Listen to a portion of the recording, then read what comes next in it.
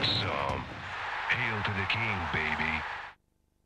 Otto, that was some race. Thanks. No, I'm very pleased with having one today. It just all went smoothly. Pit stops were good, the car bounced well, and chose the right tires. I guess someone up there pressed all the right buttons.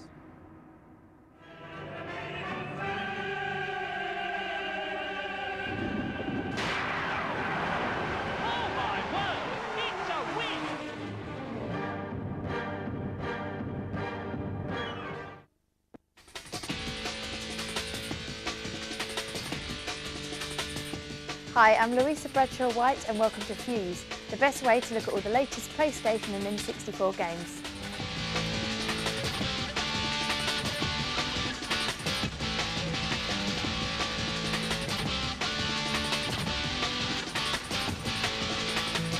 Over the next 3/4 of an hour, we'll be looking at all the best games about to hit the shops and offering pointers as to what's looking hot on the gaming horizon, as well as all the cheats and info you could ever need. This issue, we're looking at the creme de la creme of PlayStation and N64 games, including Yoshi's Story and Fighter's Destiny for the N64, Resident Evil 2 and Steel Rain for the PlayStation. We talked to Nintendo about their 64 DD add-on for the N64 and go behind the scenes of Gremlin's movie blockbuster Men in Black. But first up, let's see what's to look forward to in the next few months.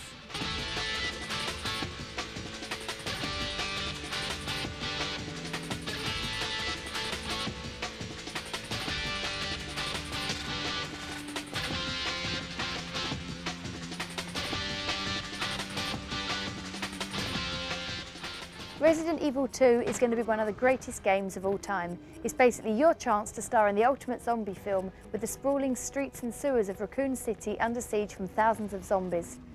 As one of the 2 rookie cops, you've got to find out the reason why the zombies end up snacking on the locals while avoiding mutated crocodiles, massive spiders and members of the undead who fancy you as a snack.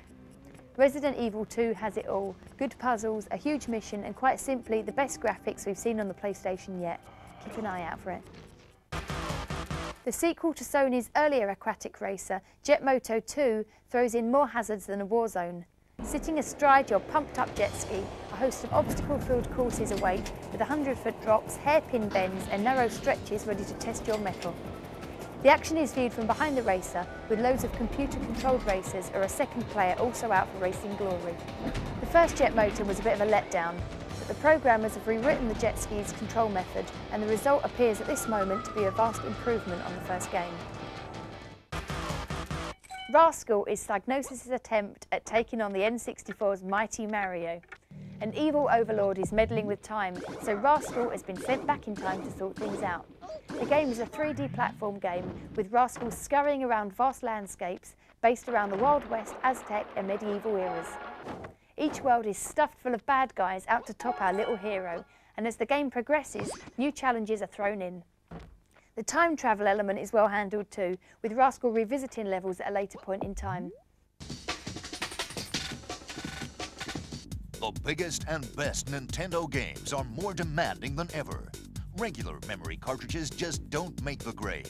Imagine a product so powerful, it's like having 16 cartridges in one.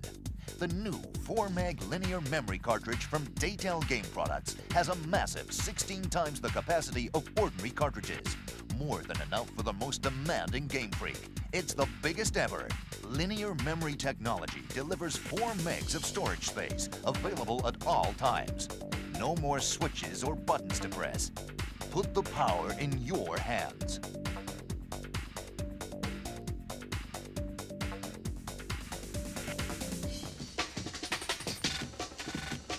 Big robots are the order of the day in Sony's futuristic blaster.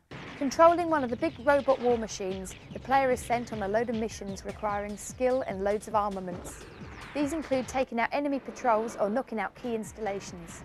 On doing so, you're rewarded with cash, which is used to make your robot even more powerful. Every part of the robot can be upgraded, with homing missiles, stronger armour and loads of fancy gadgets available for the Robo Shopper. One of the best elements of Armoured Core is the 2-player mode. By linking 2 PlayStations or using a split-screen mode, players can build up their own robots and proceed to smack 7 barrels out of each other.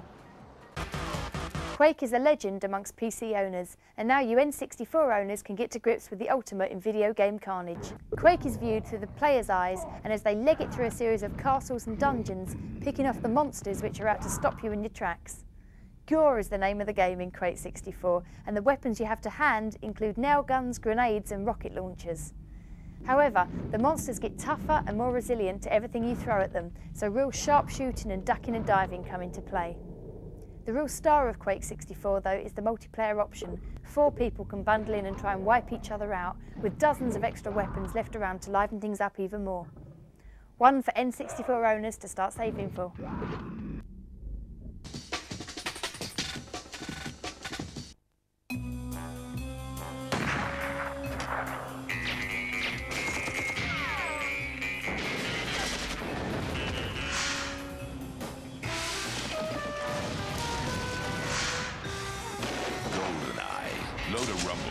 You know how to use one of these? And see how it feels when 007 meets N64 before Bond returns in his new movie Tomorrow Never Dies. Nintendo 64, the fastest, most powerful games console on Earth.